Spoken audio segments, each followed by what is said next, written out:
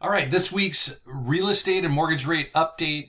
The big story is inventory. You've probably seen more and more homes for sale. I'm going to jump into that in a second, but let's look at the numbers. So as of today, 30-year fixed rate mortgage 6.56. Yes, we're moving closer and closer to the low sixes. This is national average 30-year fixed rate mortgage. Definitely trending in the right direction. Couple things interesting that had occurred. Now, we have seen some degradation from this. We had the producer price index came out.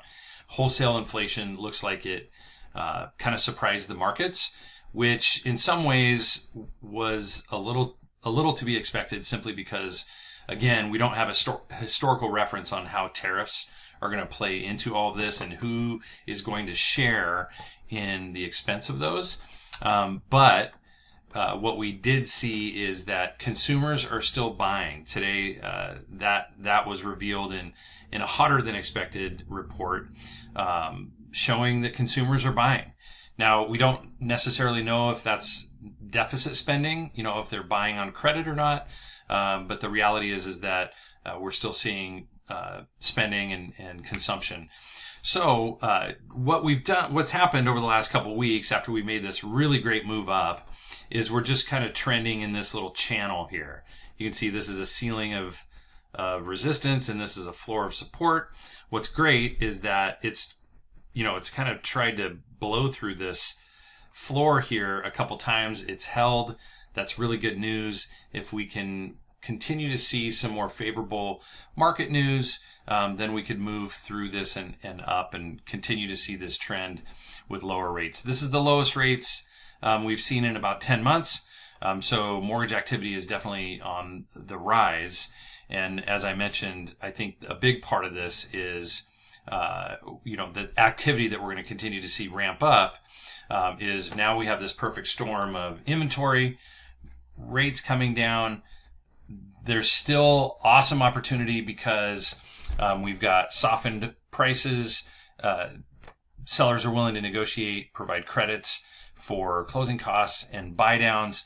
So this window may be short though, because it seems to be the demarcation is, low sixes when we start to see activity really, really start to charge up.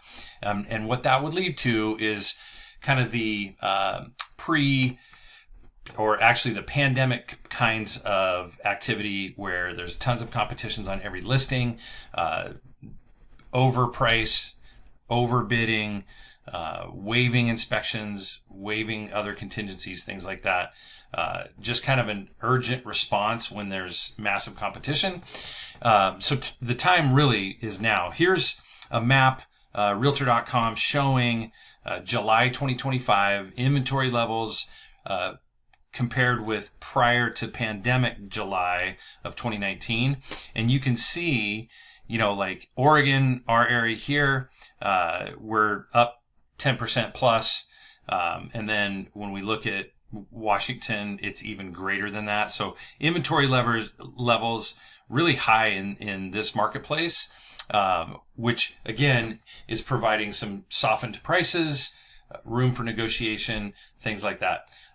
But as I mentioned, as rates come down more and more, we're going to see all that pent up demand for folks that are either sitting on a low mortgage rate and haven't sold yet, or those that wanted to buy weren't able to buy because of the mass hysteria.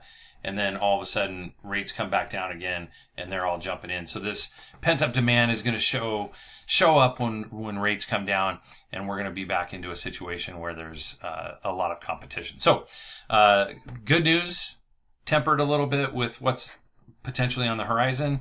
But if you are in the market, I think the time would be really, really good right now. Stay tuned for next week's mortgage and real estate update. Thanks.